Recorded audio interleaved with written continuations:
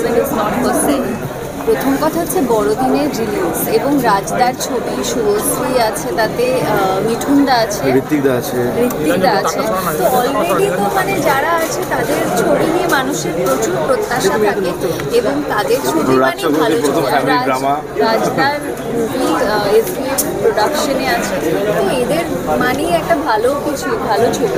Rajda has always been a brilliant storyteller, যেটা আমার মনে হয়েছে কাজ করে বা তার ছবি দেখে আর মানুষের ইমোশনটা বুঝতে প্রচণ্ড ভালো বোঝে। তো সেক্ষেত্রে সন্তান যে ছবির নাম, সেখানে রাজদা বলছিল যে ফ্যামিলি ড্রামা আমি অ্যাটেম্প্ট করেছি, তো সেক্ষেত্রে এরকম তাবর তাবর অভিনেতারা, তো সেক্ষেত্রে প্রচণ্ড হাই এক্সপেকটেশনস এবং মনে হয় যে সন্তান খুব ফ্লাইং কালার্স নিয়ে পাস করবে।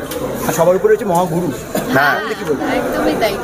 মানে মিঠুনদার লাস্ট ছবি প্রজাপতি বাংলায়, আই থিঙ্ক শাস্ত্রী বিটুদাদের সঙ্গে যেটা করলো পুজো এলো, প্রজাপতি was very good.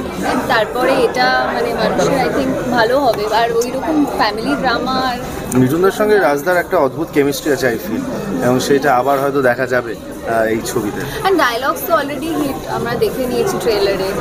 My husband is not for sale. Thank you.